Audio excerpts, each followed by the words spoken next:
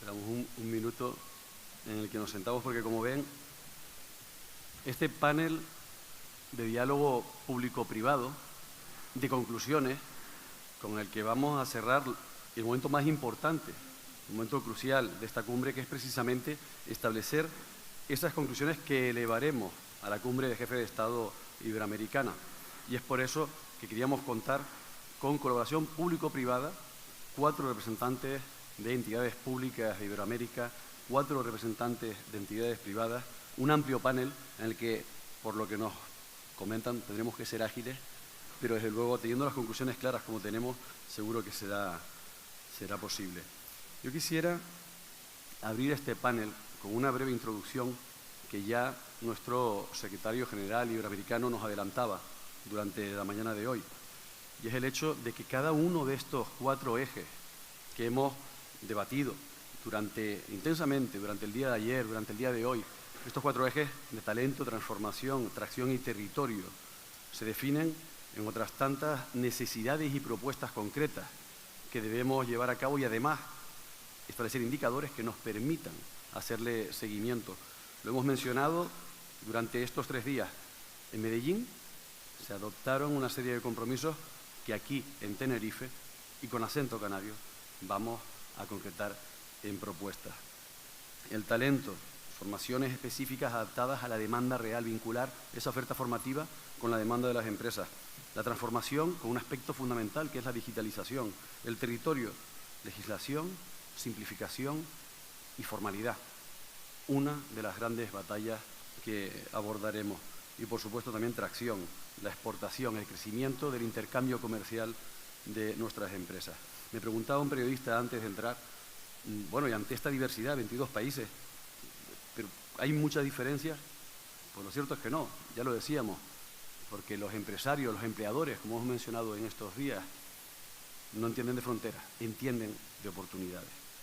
Bueno, pues si me permiten, la dinámica de este panel, la intención es hacer un hilo conductor a través de estos 4 ejes, empezando por el talento. Y en ese sentido, quisiéramos empezar por Susana Sumeisio, que es nuestra secretaria de Estado de Relaciones con Iberoamérica y del Español en el mundo. Susana, muchísimas gracias por acompañarnos, por representar al Gobierno de España hoy aquí entre nosotros. E iniciando, el talento, como hemos dicho, es la base de la competitividad, empleabilidad y emprendimiento en nuestra región iberoamericana. Se han abierto muchos debates al respecto. La perspectiva del talento es la base de todo lo que hacemos, pero además surgía un aspecto que es que el talento es determinante para esta competitividad, pero no debemos confundir entre talento emprendedor, aquel que emprende, ese talento que debemos fomentar, con el talento para la empleabilidad también tan necesario. Y en ese sentido se plantea una cuestión: ¿cómo pueden los gobiernos iberoamericanos incorporar esta distinción en programas reales, diversos, adaptados a esa diferencia? Muchas gracias, Gustavo. Como sabemos que vamos muy justos de tiempo, me he escrito lo que quería decir para limitarme al tiempo y luego poder cerrar en la clausura. Y quisiera decir que junto con el secretario general iberoamericano y la COE y el Consejo de Empresarios Iberoamericanos, con Narciso en concreto, que es con quien trabajamos mano a mano, estamos trabajando en esas líneas concretas que abordaréis vosotros en el próximo encuentro empresarial que tendrá lugar los días previos a la cumbre de jefes y de jefas de Estado en noviembre del año que viene, y que sin duda esas conclusiones sobre talento, territorio, transformación y tracción, que han sido las 4 T's de este encuentro, pues el talento es una de las cosas más importantes. ¿Por qué? Desde la perspectiva política, que es la que a mí me atañe como miembro del Gobierno de España, y tengo aquí compartiendo a miembros de gobiernos de otros países iberoamericanos, pues el talento es uno de los activos estratégicos de nuestra comunidad. Eso yo creo que lo tenemos todos claro, en todos aspectos, no solamente empresariales, también culturales, económicos. Entonces, si las empresas, los gobiernos y las instituciones multilaterales que también están hoy aquí representadas tenemos claro que no hay desarrollo sostenible, no es posible que haya desarrollo sostenible si no hay personas que están formadas y están conectadas y son capaces de emprender. Y para eso tenemos que trabajar conjuntamente, las organizaciones empresariales, con las empresas y ellos mismos, todos en conjunto, con los gobiernos de cada uno de los países, para fortalecer esas capacidades emprendedoras de las que hablabas, Gustavo, e impulsar, que es diferente, esas capacidades, esos programas de formación de alto nivel para las necesidades de oportunidades que hay en cada uno de los países. Nosotros, desde el Gobierno de España, tenemos claro que invertir en talento es política pública, que tiene un retorno enorme como país, y hacerlo en colaboración con las empresas es la mejor manera de acertar. Así que muchísimas gracias. Muchas gracias, Susana. La verdad es que es la clave de todo lo que hacemos y precisamente esa adaptación de formación específica a las necesidades reales que tienen nuestras MIPYMES en todo el territorio. Y ahora quisiéramos saltar de España a Paraguay. Tenemos a Enrique Duarte, presidente de la Unión Industrial Paraguaya, que hace un momento hablábamos todos juntos y tiene una perspectiva del talento desde varias aristas. Quisiéramos conocer esa perspectiva desde Paraguay. Bueno, muy buenas tardes, gracias, Gustavo. La verdad que el talento, no solo en Paraguay, yo creo que, no voy a decir en Iberoamérica, pero sí en Latinoamérica, es una problemática real. Los modelos realmente de enseñanza que vienen en los últimos años no están alineados con temas, por ejemplo, como habilidades blandas. Y es cierto que las empresas grandes pueden solucionar todo aquello que deriva de la no formación en habilidades blandas con sustituciones más rápidas, pero las pymes no. Entonces, ahí tenemos un problema, pero nosotros entendemos y nosotros hace muchos años en lo que es la Unión Industrial Paraguaya hemos analizado y venimos trabajando sobre lo que es el talento, porque es un tema misional. La Unión Industrial Paraguaya tiene 90 años de existencia y ya en sus documentos de formación habla de la formación en habilidades, sobre todo para la industria. Y nosotros entendemos de que como sector privado tenemos que ser parte de la solución y no del problema. Tanto es así que nosotros realmente propulsamos mucho la acción público-privada. Y tengo que decir, acá está Gustavo Jiménez, ¿verdad?, que es del sector MIPYMES del Ministerio de Industria y Comercio. Nosotros trabajamos muy estrechamente en lo que es la aceleración de las MIPYMES y la aceleración a través del talento, con mucha cooperación extranjera. Hemos trabajado mucho en lo que es la formación de talento y la aceleración de MIPYMES a través de programas con la Unión Europea.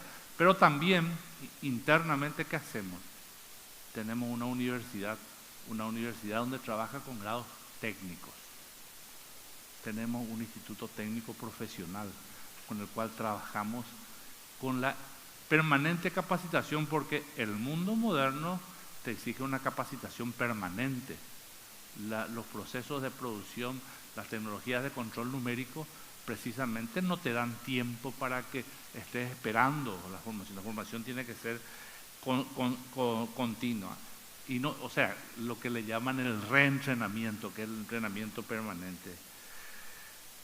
Entonces, la academia, en caso nuestro privada, pero que trabaja muy de cerca también con la academia del sector público, es la que trabaja, es la forma con la que trabajamos, digamos, para atacar este problema del talento.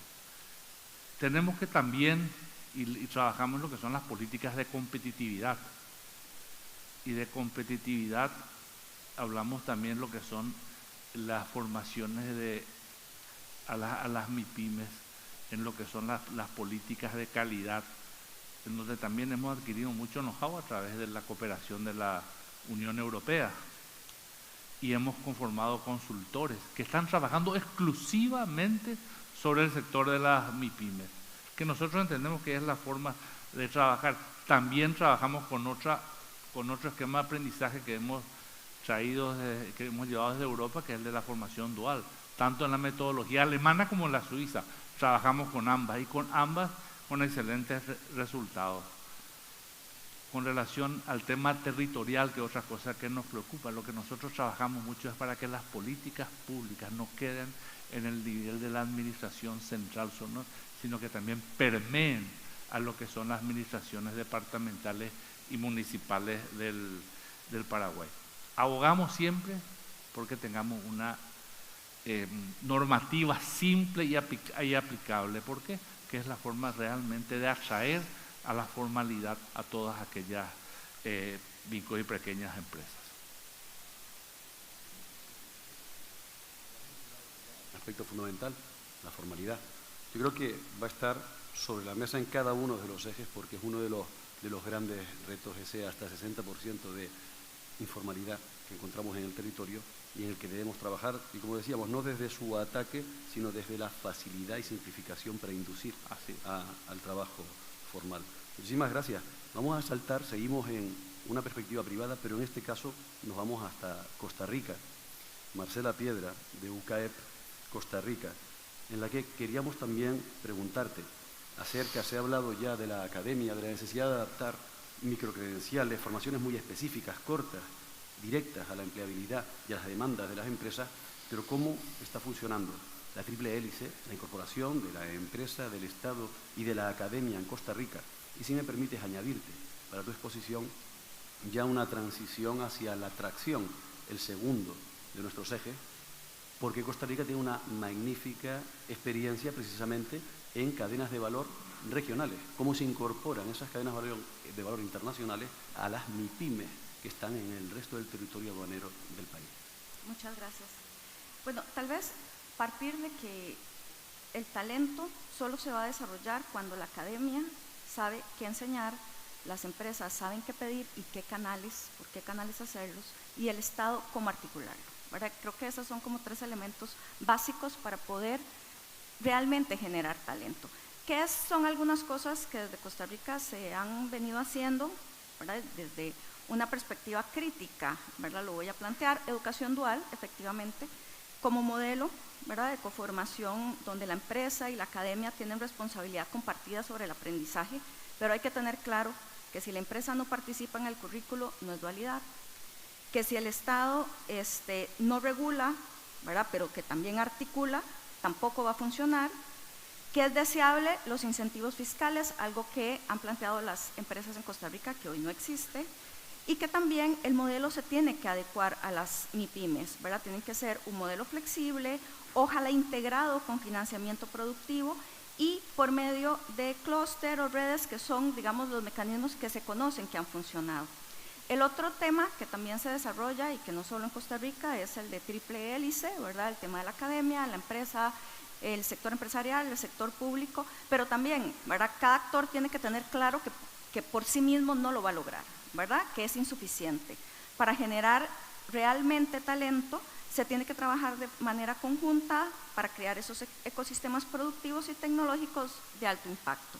Aquí la academia no puede operar con lógicas burocráticas y currículos rígidos, las empresas deben articular su demanda a través de inversión e innovación y, algo muy importante, tenemos que generar políticas de Estado y no de gobierno, que cambien cuando cambian los gobiernos. Eso es algo muy importante. Y otro tema que es básico es la educación técnica, que ha sido el pilar que ha sostenido diferentes sectores, yo creo que en general en Iberoamérica y en Costa Rica también.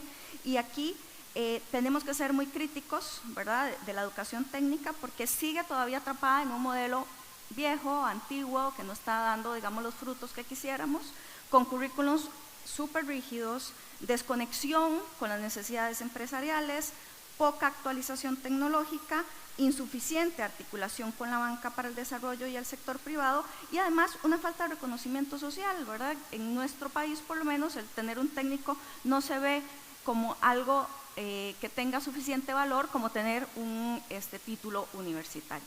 Y sobre el tema de encadenamientos productivos, que era lo que se quería ligar, hay algo que Costa Rica ha sido bastante exitosa en ese sentido y ha sido en la atracción de inversión extranjera, pero de calidad. Eso ha permitido, ¿verdad?, generar un desarrollo, digamos, más allá de la maquila, sino a un ecosistema que logró, ¿verdad?, conectar esa inversión con los proveedores locales, ¿verdad? Ahí evidentemente Procomer, que es la promotora de comercio de Costa Rica, ha tenido un papel importante y además se ha dado una especialización en sectores sofisticados. En ese sentido, digamos, las pymes que se han logrado conectar han tenido, ¿verdad?, un incremento en la productividad porque han tenido que mejorar esos procesos productivos, se han generado empleo técnico, empleo profesional y empleo, digamos, de calidad bien pagado. Hay un aprendizaje acelerado en temas de calidad de logística y de manufactura, se han integrado las cadenas de valor y se han diversificado en productos y servicios. Pero hay un tema, digamos, adicional que ha permitido, ¿verdad?, que estas se integren y ha sido que, bueno, evidentemente ha generado una mayor formalización, ¿verdad?, porque tienen que cumplir con estándares, pero siendo crítica, nada es perfecto. Hay que tener claro que la gran mayoría de las pymes no están integradas ni están relacionadas con las zonas francas. O sea, las zonas francas en Costa Rica tienen un nivel de desarrollo altísimo y las empresas que no estamos en zona franca, que por lo menos en la Cámara de Industrias a veces decimos que estamos en proceso de extinción, evidentemente no están en las mismas condiciones. En ese sentido, hay brechas técnicas y regulatorias que siguen siendo muy grandes entre las pymes que están encadenadas con zona franca y las que no. Y bueno, también esos encadenamientos están concentrados en el gran área metropolitana. No hemos logrado generar, ¿verdad?, esos encadenamientos en las otras zonas, digamos, del país, que son las que tienen, digamos, menor desarrollo y que, bueno, un poco lo que se busca es lograr esa igualdad, ¿verdad?, o las mejores condiciones en todas las zonas. Muchísimas gracias, Marcela, porque además con este último comentario entramos de lleno en este segundo eje, el de tracción. Ya señalaba Andrés Alamán esta mañana que las exportaciones de las pymes, de las MIPYMES en Iberoamérica, concretamente en Latinoamérica, en España había un poquito más, es un 13%. Está claro que este es un elemento fundamental que debemos fomentar para garantizar ese encadenamiento global, bien sea como proveedores de esas empresas multinacionales que se establecen en los países o, por supuesto, hacerla directamente la exportación. Y para seguir hablando de ello, viajamos a un país que sabe mucho de exportaciones y también de zona franca, la República Dominicana. Vilma Arbaje de Contreras, viceministra de Comercio Exterior, República Dominicana, muchas gracias también por acompañarnos.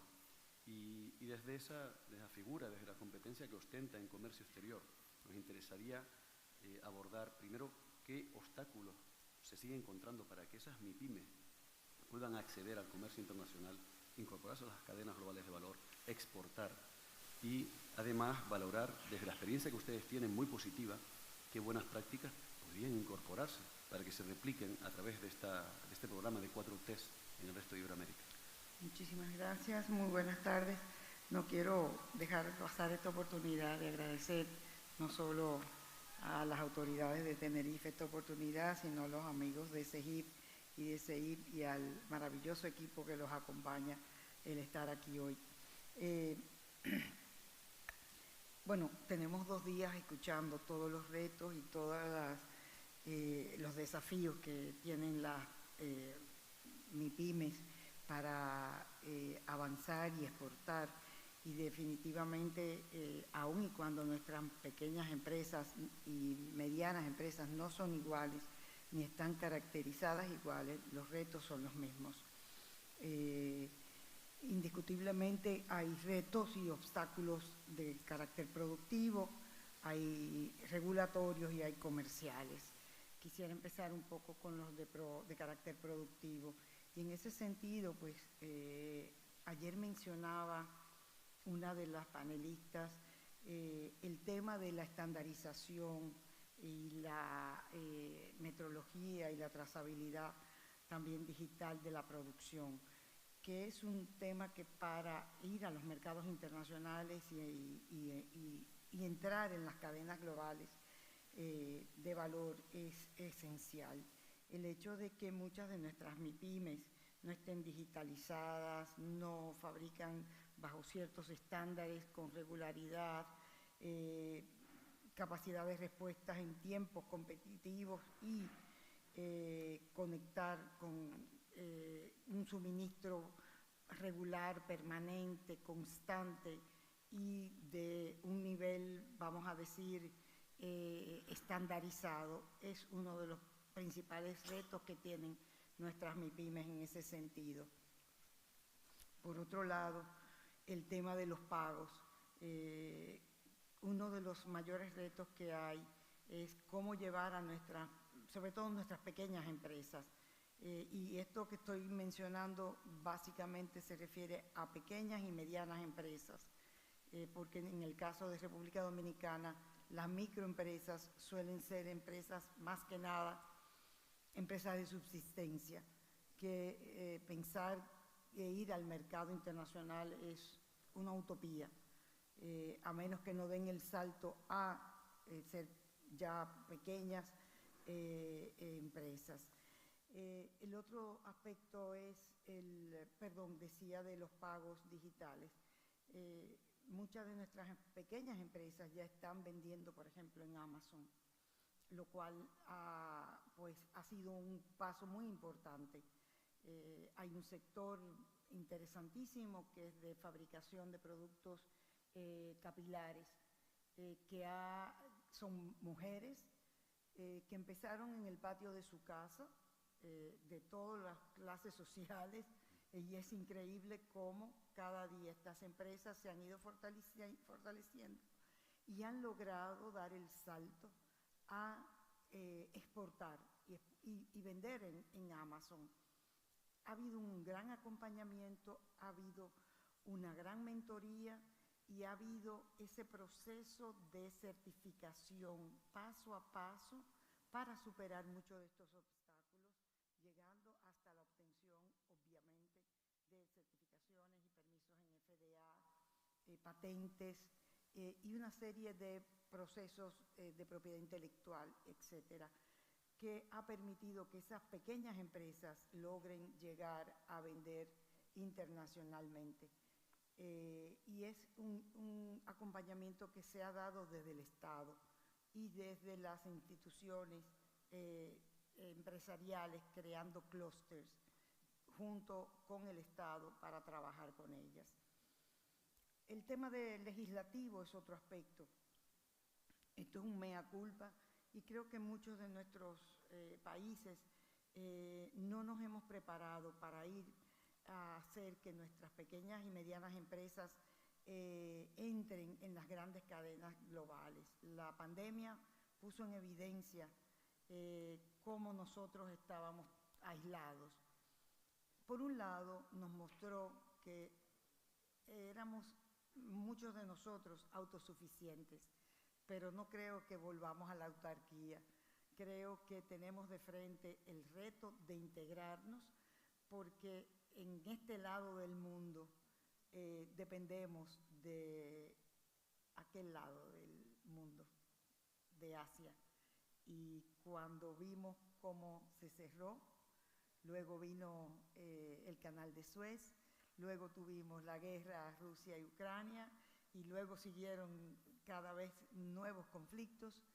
Hubo serios problemas de este lado del hemisferio, y me refiero al Atlántico, la costa este de Europa y la costa oeste de Europa y la costa este de América. Y realmente hay mucho que hacer para fortalecer las relaciones Iberoamérica y España. Y como cada día, alguien ahorita me hablaba del acuerdo Mercosur-Europa.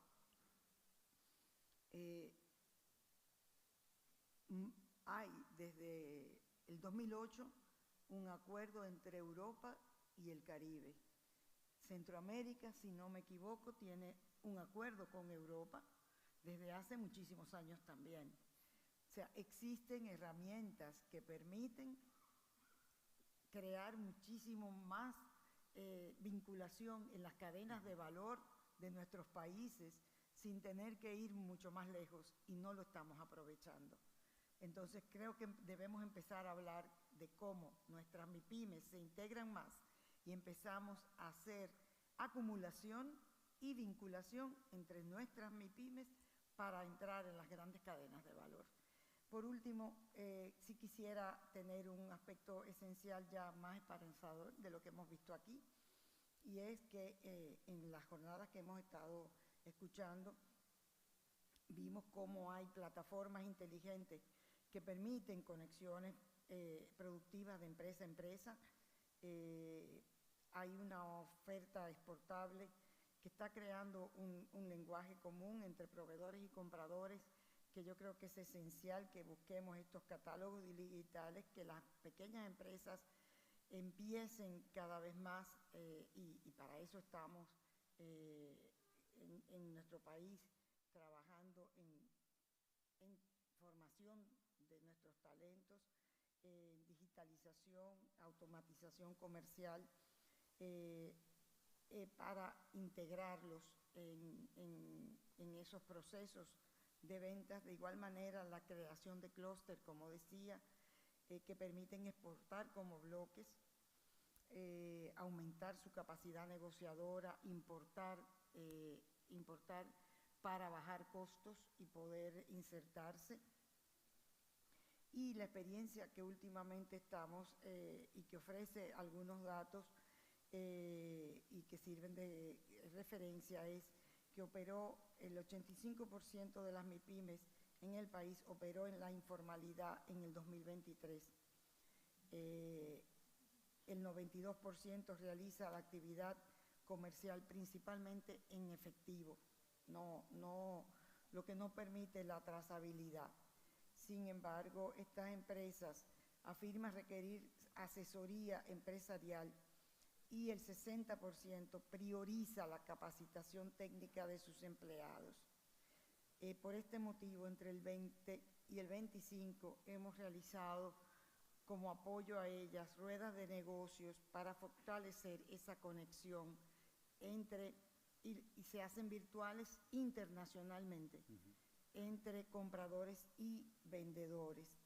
Yo creo que muchas de nuestras empresas hoy por hoy han empezado a exportar. Obviamente necesitan un trabajo continuo de acompañamiento y mentoría, porque la persistencia, ese mantenerse en el camino, no esa exportación única, no esa venta única, es lo que le va a permitir ser realmente exportadores.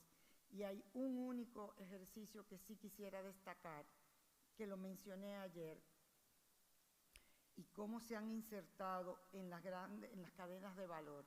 Son los exportadores de servicios modernos, los diseñadores de videojuegos, los animadores, los jóvenes que hacen animación, los jóvenes que trabajan sonido para películas, están hoy por hoy insertados en estas cadenas de valor. Todavía los jóvenes y las MIPYMES de manufactura no han llegado, pero sí los de servicios. Y yo creo que eso nos permite, con este diálogo, llegar a compromisos compartidos para ir avanzando en que la región debe continuar ampliando la cooperación y un seguimiento de nuestros compromisos a nivel de región. Muchísimas gracias, Vilma. La verdad es que has dado un repaso muy amplio. Muchos de los temas nos sentimos muy identificados, empatizamos como territorio insular, porque son los mismos retos a los que se enfrenta República Dominicana o Canarias, y me quedaría con dos aspectos. La dificultad, la necesidad de consolidar mercancías para salir juntas las MIPYMES para exportar en esa consolidación que reduce costos, y también un aspecto fundamental en el que nos vemos muy reflejados en Canarias. La economía del conocimiento, las industrias creativas son una vía de exportación de servicios digital para el cual no hay fronteras, no hay obstáculos. No hay obstáculos. Maravilloso. Muchas gracias, porque además has nombrado también un aspecto fundamental que nos introduce ya en el tercer eje, la tercera T, el territorio, que es el acompañamiento por parte del gobierno en certificaciones, por ejemplo. Y desde luego, si hay algo de lo que más se ha hablado durante el día de ayer, fue precisamente en el territorio como habilitador de normativa, formalización, de financiamiento, de muchos elementos necesarios para que las MIPYMES florezcan. Y ahora volvemos a una perspectiva privada y concretamente vamos a viajar a México. tenemos aquí a Juan José Sierra, presidente de Coparmex. Muchas gracias, Juan José, por acompañarnos. Y desde esta perspectiva, formalización, acceso a la financiación, competitividad territorial, ¿cómo crees que se conectan estos temas con la realidad empresarial de las MIPYMES, en este caso en México? ¿Y qué papel pueden desempeñar las asociaciones en mejorar la relación entre territorio, normativa y competitividad? Sí, buena tarde, gracias por la oportunidad. Yo iniciaría hablando primero del tema de la informalidad. Creo que tenemos que tener mucho cuidado y cambiar la narrativa en el tema de informalidad. En Coparmex estamos convencidos que no podemos ni debemos hablar de combatir la informalidad, de atacar la informalidad, precisamente porque tenemos una deuda desde el sector empresarial con el tema de la micro, pequeña y mediana empresa. Y estamos convencidos que tenemos que acompañar a la informalidad para acompañarle que se vuelva formal. Y eso me parece que en la narrativa que debemos de cambiar es sumamente importante, en una realidad de país que tenemos en México, con un 56% de informalidad promedio, pero si volteamos a algunos estados y provincias, supera el 75% esta informalidad. ¿Y qué significa la informalidad? Es, para fines prácticos, un ancla que impide el desarrollo económico del país, pero lo más importante, atendiendo a la persona y reconociendo en la persona que cada persona tiene dignidad como persona, es precisamente un retraso en términos de la dimensión social, porque esos trabajadores en la informalidad no tienen ningún tipo de prestación. En acceso a la salud, en acceso a la educación y en acceso a una vivienda digna, quedan nulificados estas prestaciones en términos sociales, y creo que es muy importante atender estas realidades sociales de lo que significa la informalidad. Y recordemos que muchas de hoy de las grandes empresas en algún momento del emprendimiento fueron informales. Es por ello que es muy importante este acompañamiento. En México, les pongo la realidad país, 5.5 millones de MIPYMES en el país que generan 70-71% del empleo en el país. No solamente son el corazón económico, no solamente son el motor económico del país y de los países iberoamericanos, son el tejido social de los países iberoamericanos, donde las familias están emprendiendo, donde la joven y el joven está emprendiendo, donde la madre soltera está emprendiendo y sosteniendo un emprendimiento y una empresa. Es por ello que, insisto, no solamente es el motor de la economía, sino es el tejido social de los países de Iberoamérica. Y nosotros estamos convencidos ¿qué reforma fiscal, ni qué reforma fiscal, si somos capaces los países de acompañar a la formalidad? Porque si atendemos a las MIPYMES, si las capacitamos, si les acercamos el financiamiento, si somos capaces de subirlas y darles el valor a las cadenas de suministro de las grandes empresas y a las cadenas de suministro de la exportación y a un tema global, está demostrado que estas MIPYMES pueden ser 5 veces más productivas y generar 4 veces más empleo. Por eso, ¿qué reforma fiscal ni qué reforma fiscal? Si somos capaces, gobierno, empresarios y trabajadores representados por los sindicatos en un diálogo tripartita, que es fundamental. Los países iberoamericanos, me parece, no solo México, necesitan de mucho diálogo social, un diálogo social que lleve a la colaboración estratégica, y me parece que uno de los temas trascendentes para los países en Iberoamérica es acompañar esta informalidad para volverse a formar y trazar desde los gobiernos, con los empresarios y los sindicatos, una ruta de productividad, una ruta de formalidad que creo que va a ser muy importante atendiendo a este tejido social de los países iberoamericanos. Algo que no se habló en la sala y a mí me gustaría ponerlo en la mesa es el tema de la seguridad.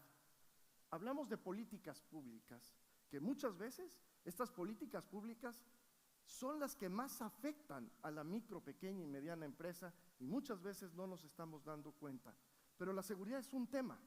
Sin seguridad, en los países de Iberoamérica no es posible que haya desarrollo económico. Sin seguridad, perdón, pero no es posible hablar de prosperidad y no es posible hablar de desarrollo social.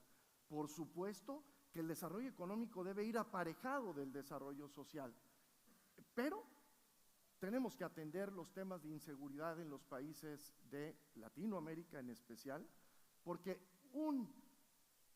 para la micro y pequeña empresa que subsiste al día, que ni siquiera está pensando en la quincena, que está pensando en lo que puede vender hoy, que eso le da la posibilidad de abrir mañana. Un evento de inseguridad, un evento de extorsión, mata a la MIPYME. Y no solo la mata, hace como consecuencia que pierda el patrimonio, esa familia, ese joven, esa madre soltera.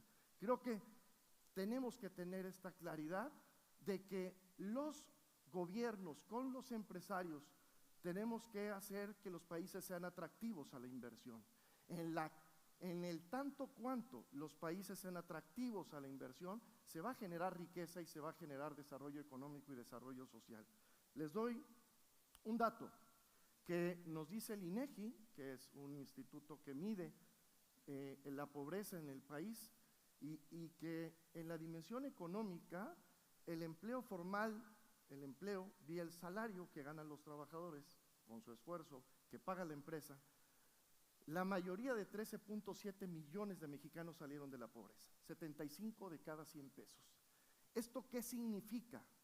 Nos están diciendo a todos que el mejor programa social, no solo de México, el mejor programa social de Iberoamérica es el empleo formal, el empleo con todas las prestaciones.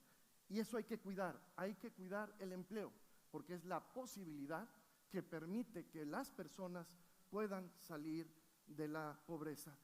Yo hablaría de 3 temas y los pondría en la mesa como 3 temas que son condiciones esenciales para que los países sean atractivos a la inversión. Seguridad, certeza jurídica, que es fundamental, que necesita el empresario necesita confianza. ¿Y qué es confianza? Nos preguntan muchos empresarios fuera de nuestro país si las reglas van a cambiar, si las reglas se van a respetar, y eso es fundamental, y eso es certeza jurídica. La confianza que necesita el empresario para invertir. El empresario, cuando hay confianza, responde, invirtiendo, generando empleos, diversificándose, y es fundamental la certeza jurídica. Y como tercera condición, yo pondría el tema de la energía. Es fundamental la energía. Ya lo hablemos de la eólica o la verde para Latinoamérica. Hoy el tema de la energía es de supervivencia, es una necesidad fundamental para darle a la inversión. Yo terminaría, para no extenderme, me emociono, pero propondría 3 cosas en la mesa como acuerdos que serán muy importantes de cara a la próxima cita de Cumbre Iberoamericana de Jefes de Estado. 1, cambiar la narrativa. 2, necesitamos un monitor de MIPYMES iberoamericano. Necesitamos medirnos como gobiernos iberoamericanos y como empresas iberoamericanas qué estamos haciendo a favor de las MIPYMES y si estamos avanzando o estamos retrocediendo. Me parece con un monitor, con 10 o los indicadores que se resuelva de la mejor manera, necesitamos las MIPYMES de Iberoamérica medirnos y necesitamos medir a los empresarios y necesitamos medir a los gobiernos. Tercer punto, necesitamos una herramienta de comunicación efectiva en tiempo real. Las MIPYMES de Iberoamérica necesitamos estar comunicadas en tiempo real y nos parece que hoy con plataformas digitales, con la inteligencia artificial, muchos países estamos haciendo estos esfuerzos en lo local, pero necesitamos construir un esfuerzo, esta herramienta de comunicación iberoamericana para no solamente hacer networking, sino también compartirnos las buenas prácticas que están haciendo en los países de Iberoamérica. Muchas gracias. Hola Juan José, muchísimas gracias. Ves que la vehemencia de tu discurso levanta aplausos porque creo que has resumido muy bien muchos de los elementos que ya están registrados en esas conclusiones y que tenemos muy claros. Y además nos pone una tarea a todos los que estamos en instituciones públicas, en gobierno: seguridad jurídica, simplificación y un titular que hemos escuchado varias veces a lo largo de estos 2 días. Contra la informalidad no hay que luchar mediante el castigo y la penalización, hay que inducir la formalidad con incentivos, simplificando, reduciendo burocracia e incluso fiscalmente en su caso. Muchísimas gracias y, como digo, la verdad, ahora que trasladamos nuevamente la perspectiva pública, concretamente a Paraguay, no es casualidad, la representación paraguaya, futura sede del próximo foro, el 8º foro de MIPYMES en 2027. Y aquí te iba a comentar Gustavo Jiménez, viceministro de MIPYMES del Ministerio de Industria y Comercio de Paraguay, que nos están poniendo tarea, nos están poniendo una seria tarea a quienes estamos en gobierno. Y porque desde la perspectiva pública, siempre hemos comentado también, y se ha dicho aquí, sin formalización no hay acceso a la financiación, no puede haber posibilidad de crecimiento sostenible, pero tal como se ha señalado, nosotros desde lo público debemos inducir, a simplificar, a poner las cosas fáciles para ese desarrollo empresarial. Entonces yo quisiera preguntarte, desde la perspectiva de Paraguay, ¿qué mecanismos de simplificación o incentivos están demostrando resultados y que podrían incorporarse como ejemplo de buenas prácticas a estas herramientas de la 4T? Y si pudieras incluso pues, señalar también 3 prioridades. Tenemos 3 prioridades que deberíamos asumir cualquiera de nuestros países para elevar la productividad de nuestras MIPYMES. Bueno, claramente con todo lo que hemos escuchado hay cuestiones coincidentes en nuestros países, y cuando nos ponemos desde la perspectiva de la MIPYME y particularmente de esa visión que tiene el emprendedor, cuando hablamos de su empresa, esa empresa es un sueño de una familia, es un sueño de una persona que está buscando prosperar y poder avanzar dentro de lo que le permite, en este caso, las reglas de juego de su país. Y la simplificación de trámites es algo que nosotros en Paraguay nos tomamos muy en serio, a tal punto que hemos modificado la ley de MIPYMES y obligamos a nuestras instituciones a compartir información de manera electrónica. Hoy la tecnología nos permite, a diferencia de años atrás, de que nosotros podamos ser muy eficientes en el uso de la información, pero esto tiene que incorporarse en el mindset justamente de nuestro equipo desde el lado de gobierno para que podamos simplificar el trámite, facilitándole la vida a este emprendedor que requiere, no tiene tiempo. El emprendedor no tiene tiempo para ir a 10, 12 instituciones para poder llevar el mismo papel y poder tratar de formalizarse para ver si es que le conviene. Lo que queremos es que ese emprendedor pueda tener la posibilidad de poder hacerlo 100% digital, que pueda a partir de ese momento ver realmente de que ser formal le conviene. Y en esa conveniencia, ahí yo quisiera pensar en que podamos nosotros estas buenas prácticas de integración de conocimiento a través de la tecnología, que podamos incorporarlas para que podamos utilizarlos en favor de nuestras MIPYMES para que puedan formalizarse de manera ágil, sencilla, no costosa y digital. Nosotros en la ley de MIPYMES nueva redujimos a 0 costo toda la formalidad y de manera obligatoria transferirnos información entre instituciones públicas para que el emprendedor en un solo portal pueda acceder a su formalización. Y esto da pie también a que nosotros nos integremos con el sector privado y particularmente ahí en el tema del financiamiento, porque el financiamiento desde la perspectiva de quien financia necesita justamente eso, información para poder brindar financiamiento oportuno. Y esa información muchas veces no la podemos producir nosotros como MIPYMES o la tenemos eventualmente de manera desordenada, que también desde el gobierno pudiéramos nosotros consolidar esa información y poder entregarle a la institución financiera también de manera electrónica, generando con instituciones del sector privado también como Equifax, Experian, Visa, etcétera, motores de decisión electrónica que le den un resultado inmediato a esa MIPYME porque no tiene tiempo de esperar cuando nosotros hagamos el análisis de crédito. Entonces, esto si podemos traducir en política pública, donde hagamos que, por ejemplo, los bancos centrales puedan establecer reglas claras en sus regulaciones, orientados justamente a que esa norma de financiamiento esté dirigida al sector de MIPYME, porque hoy la gran mayoría de toda América Latina, y estoy seguro en Iberoamérica, piensa en un solo tipo de empresa y normalmente es la grande. La MIPYME no llega. Entonces tenemos que buscar la forma de unificar para que esto sea fácil. Y en este contexto, cuando hablamos también de, en este caso, la territorialidad, muchas veces todas estas políticas las definimos desde la oficina, en el centro, digamos en la capital, quizás en algunos casos, ¿verdad? Pero cuando transferimos esto a la realidad del día a día que tiene una MIPYME en el interior, nosotros somos un país chico, no quiero ni pensar lo que debe ser en México o en otros países, pero llegar con esa información cuesta muchísimo. Si nosotros queremos de que esto podamos lograrlo de manera eficiente, tenemos que integrar al gobierno, en nuestro caso departamental y municipal, en esa cadena de información para que pueda realmente ser visible ese proceso ágil y que ese gobierno municipal pueda tener el mindset que nosotros tenemos desde el gobierno central y por supuesto las herramientas digitales para poder asistirle a esa MIPYME en el territorio. Es un desafío interesante, pero esto nos va a permitir también de que a través de todo ese proceso electrónico podamos ver más allá incluso de nuestra área de influencia. Eso es quizás lo que cuesta mucho más, de que nosotros como MIPYMES podamos pensar o hacer que nuestras MIPYMES piensen, poniéndonos del lado del gobierno, de que el mundo no termina solamente en su ciudad o en su barrio o incluso en su país, sino que puede ver hoy más allá, porque el mundo hoy está a un clic de distancia. Entonces, al estar a un clic de distancia, nosotros podemos darle la oportunidad con el comercio electrónico y la integración justamente entre nuestros países, la posibilidad de vender más allá de sus fronteras. Y ahí hacemos un cambio tremendo, porque ahí si buscamos nosotros en Iberoamérica poder integrarnos con políticas claras que nos simplifiquen los trámites para la formalización, para el acceso al crédito y también para el acceso a mercado, ahí estaríamos dando un conjunto de herramientas de oportunidad para nuestras MIPYMES en todos los países. Yo desafío quizás a cada uno de nuestros 22 países de Iberoamérica a que podamos pensar en el observatorio que nos permita definir cuáles son las condiciones que tenemos coincidentes en términos de desarrollo y oportunidad.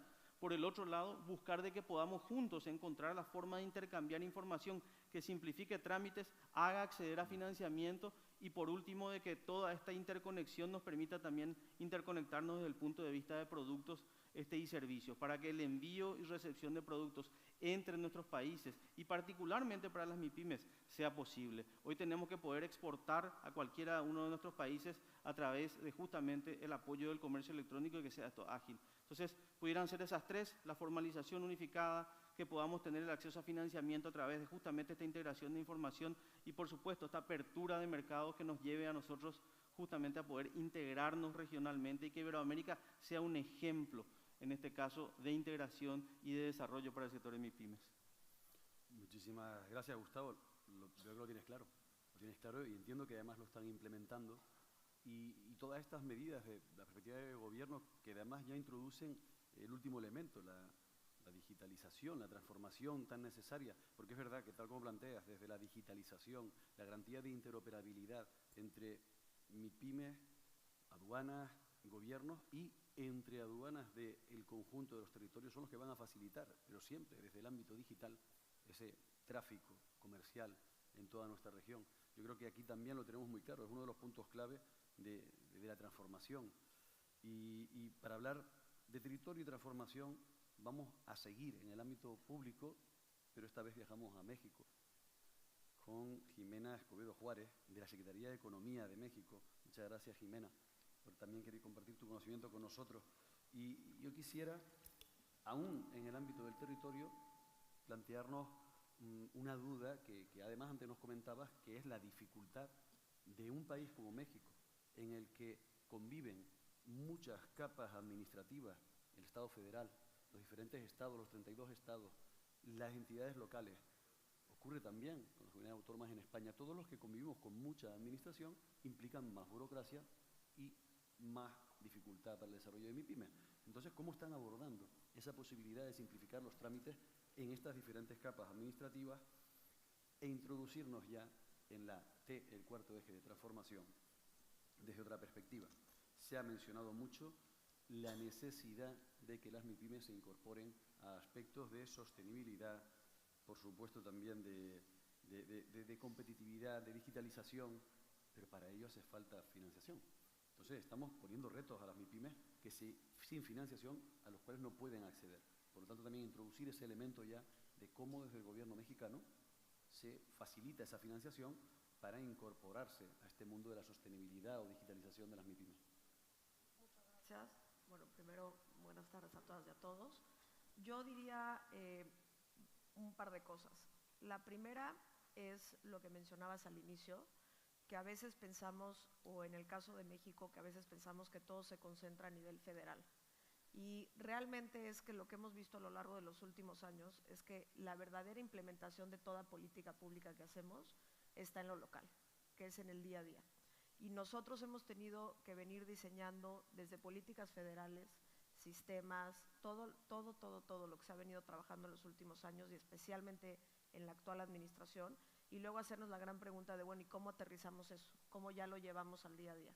Entonces, nosotros tenemos un trabajo, en el caso de México, un trabajo continuo como Secretaría de Economía con los 32 estados. En el caso de México, tenemos una asociación que se llama la AMSDE, que es la Asociación Mexicana de Secretarios de Desarrollo Económico, donde ahí están los 32 secretarios y secretarias de Desarrollo Económico de todo el país. Y cosas que nosotros hacemos y diseñamos, las hacemos de la mano directamente con los estados. ¿Por qué? En el caso, y ahí voy a tomar también la segunda pregunta, cuando hablamos normalmente de financiamiento, pensamos o lo metemos solamente en una cápsula de decir el dinero que se le da directo a la MIPYME o lo que se le invierte o el capital semilla, pero realmente cuando hablamos de financiamiento abrimos una enorme caja de Pandora. Y es, primero, el tema de financiamiento también va de la mano en el financiamiento que hacemos para la atracción de talento, para crear nuevo talento, el financiamiento para reducir nuestros sistemas burocráticos, y eso no nada más a nivel federal, sino también a nivel local. Nosotros recientemente acabamos de aprobar una ley que es justamente para la reducción de trámites a nivel federal, que estamos buscando reducir, lo mencionaba yo al inicio, de aquí al 2030 hasta un 50% en el total de los trámites que tenemos como gobierno federal, y luego estamos también trabajando en las leyes a nivel local para también la reducción de los trámites a nivel local. ¿Por qué? Porque luego nos pasa que a nivel federal quitamos ciertos requisitos o quitamos ciertos trámites y a nivel local vemos que esto se multiplica. Entonces es un trabajo que tenemos que hacer ahí de la mano. Y también en el tema del financiamiento, la digitalización, que creo que es algo que se ha hablado mucho aquí. Nosotros, mencionaba ya Juan al inicio, nosotros tenemos casi 5.5 millones de MIPYMES en el país, de las cuales alrededor de 3.6 no tienen acceso a la digitalización, no tienen acceso a una terminal de punto de venta, o sea, estamos diciendo es prácticamente más de la mitad. Entonces también tenemos que tener una inversión enorme en el tema de digitalización, que es algo que ya estamos trabajando, que lo hemos venido también mencionando. Y también tenemos ahí otro factor, que es un tema de inversión que hay que llevar a todos los rincones del país. ¿Qué pasa en el caso específico de México? Más del 50% de nuestras MIPYMES se concentran en 6 estados, que son principalmente los 6 estados donde hay mayor desarrollo, donde hay mayor crecimiento y donde hay mayor inversión, tanto nacional como inversión extranjera. Pero a la hora que queremos llevar y queremos fortalecer el desarrollo económico en otros países, en otros estados, sobre todo en lo que es sur-sureste, donde tenemos los mayores niveles de pobreza, donde tenemos los mayores niveles de que las MIPYMES ahí no alcanzan a sobrevivir los primeros 2 años de vida. Ahí nos encontramos con todavía una inversión mayor que tenemos que hacer en temas de internet para poder llevar el tema de digitalización, el dar a conocer cómo digitalizarte, cómo crecer tu MIPYME, el tema de beca, todo lo que hacemos tiene que llegar a esos rincones y eso es una enorme inversión que se tiene que hacer. Nosotros tenemos una política o digamos un programa que se llama Jornadas de la Mano con tu Negocio, y es que vamos a las comunidades y a los municipios y a los estados donde más se necesita, donde más hace falta este tipo de servicios, y llevamos a todas las dependencias de gobierno que tienen que ver con el tema de financiamiento para pymes, y llevamos también al sector privado para decir, bueno, hay que acercar, hay que decir cómo se puede hacer, cómo no se puede hacer, y atender cada una de las MIPYMES y cada uno de los estados también con trajes a la medida, porque eso lo mencionaba también Vilma en su intervención, no todas las MIPYMES son iguales, y yo ya no me metería ni siquiera en el tema de si en un país o en otro son iguales o distintas. Inclusive en nuestros propios países es un mundo distinto cada una de las MIPYMES, y el desarrollo y lo que se necesita en cada uno de los estados es también totalmente distinto, y los sectores y las necesidades. Entonces, cuando hablamos del tema de financiamiento, sí quisiera resaltar eso, no solamente concentrarnos en cuánto estamos poniendo, cuántos programas hay, sino todo el financiamiento y el desarrollo que se tiene que hacer alrededor del acompañamiento para que una MIPYME pueda desarrollarse, pueda crecer y pueda consolidarse, no nada más en el territorio nacional, sino también en el tema de exportación, que es una cosa que también es sumamente cara para las mayorías de las MIPYMEs. Y ahí, obviamente también, y con eso termino, tenemos que ir de la mano con reducir la informalidad que nosotros tenemos. Nosotros en nuestro sistema tributario en México, el 55% de nuestras MIPYMEs no están registradas ante nuestro servicio tributario. Entonces ahí te habla claramente es uno de los principales indicadores donde vemos el foco rojo de decir algo tenemos que hacer y tenemos que cambiar eso. Y eso va de la mano también en una enorme inversión la que se tiene que hacer, porque tenemos que modificar nuestro sistema tributario que normalmente en la mayoría de los países está hecho para recaudar dinero y no para generar las condiciones o generar los incentivos que se necesitan para poder acceder a productos financieros, a seguridad social, a mejores condiciones, a la misma digitalización. Pues si no tenemos digitalización no hay trazabilidad, y si no hay trazabilidad y no hay digitalización, cuando llegas a pedir un crédito y es lo primero que te rebotan porque te dicen en mi modelo de riesgo ya esto brincó. Entonces, digamos, es un poquito ir eso de la mano y eso hacerlo a nivel federal la inversión, pero también trabajarla de la mano a nivel local y con los gobiernos locales es lo único que nos va a poder permitir llegar a pasos agigantados y no seguir retrasando o pateando este tema y estas políticas, sino ponerlo en el centro tanto de la política industrial del país como también como en el centro de la política social. Muchísimas gracias, Jimena. Bueno, pues otra política pública, en este caso de México, que deja claro la preocupación por este desarrollo y transformación digital. Y ya para concluir, nos trasladamos hasta Uruguay, volvemos al sector privado. Leonardo García, que es el presidente de la Cámara de Industriales de Uruguay, que son un magnífico ejemplo de innovación industrial y el mejor ejemplo de que el formato 4T se puede aplicar también en territorios concretos. Y quisiéramos que compartieras con nosotros la experiencia en Uruguay de estas industrias y qué pueden aportar para esa suma de los retos de las 4T en Iberoamérica. Bien, te agradezco y aprovecho para agradecer a esta ciudad que la verdad nos ha recibido y nos hace sentir como en casa a todos los latinoamericanos que tuvimos el gusto de participar de este evento. Primero voy a hacer un paréntesis y voy a agregar algo a lo que tú comentabas de la importancia para los países de la inversión, y muchas veces los países se concentran en atraer inversiones y no prestan atención en el componente nacional de esa inversión. A nosotros nos ha pasado que han venido grandes inversiones a instalarse al país y nuestra industria nacional no ha logrado colocar ni siquiera un tornillo en esa inversión. Entonces, creo que es muy importante atraer las inversiones, creo que aporta al desarrollo del país, pero también son formas de traccionar a las micro y pequeñas empresas locales, que muchas veces no tienen la oportunidad de aportar en esa inversión.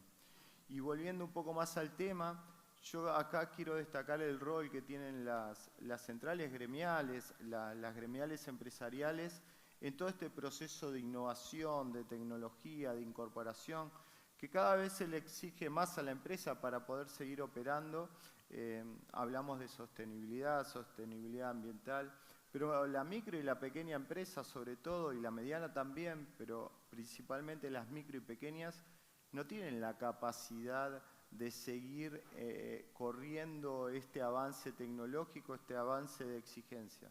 A nosotros nos ha pasado dentro de nuestra actividad gremial que han venido socios a decirnos: para poder seguir vendiéndole a nuestro proveedor tengo que medir la huella de carbono de mi empresa. No tengo la capacidad, ni siquiera existía en el Uruguay alguien que lo mida. Y es ahí donde aparece, y por eso quiero hacer hincapié en esto, el rol nuestro como asociación gremial de estar a la expectativa de cuáles son las exigencias del mercado y quizás empezar a cumplir cada vez más ese rol. Y es así que nosotros empezamos con actividades como medición del agua, medición de huella de carbono, economía circular, y somos como esa punta de lanza que es el nexo entre lo que necesitan las micro y pequeñas empresas y lo que está demandando el mercado.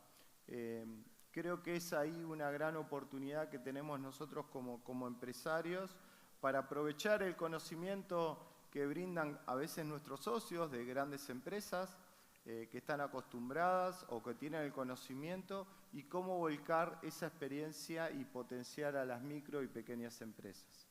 Es por ahí que quería comentar para tratar de ser breve. Muchísimas gracias. Muchísimas gracias, Leonardo, y lo cierto es que por las señas que me hacen vamos a tener que concluir, una pena. Estoy viendo las señas yo. Estaba viendo las señas, entonces tenemos que... He bajado la cabeza para no verlas, pero tenemos que concluir, una pena. Pero todo lo aquí dicho y todo lo que nos queda por decir quedará registrado en esas conclusiones.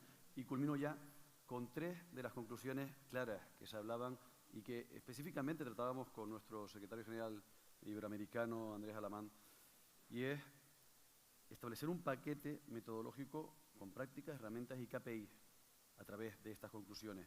En primer lugar, sistematizar herramientas útiles.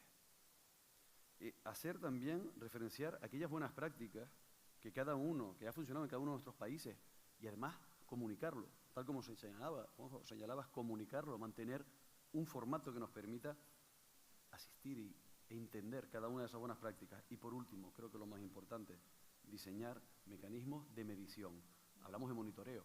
Garantizar que esas conclusiones que aquí adoptemos podamos monitorizar, tener un diagnóstico previo, hacerle seguimiento con indicadores a nuestra parte pública y también ver lo que demandan las empresas privadas. Y con ello garantizar que estas conclusiones que se establecen en Tenerife, ahora cuando vayamos a Paraguay, ver a dónde nos han llevado a hacer un seguimiento. Pues con estas conclusiones yo quisiera ya dar por finalizado este panel agradeciendo las aportaciones de cada uno de los presentes, de parte pública, privada, de todos los países, agradeciendo por supuesto también a la CEGIP, a la CEIP, a los miembros de CBE aquí presentes que han hecho posible que sea aquí y por supuesto al Puerto de la Cruz, a Tenerife, al Cabildo de Tenerife, a todo su equipo aquí presente y darnos la oportunidad que estas conclusiones que elevamos a la Cumbre de Jefes de Estado Iberoamericana lo hagamos con acento canario. Muchas gracias a todos.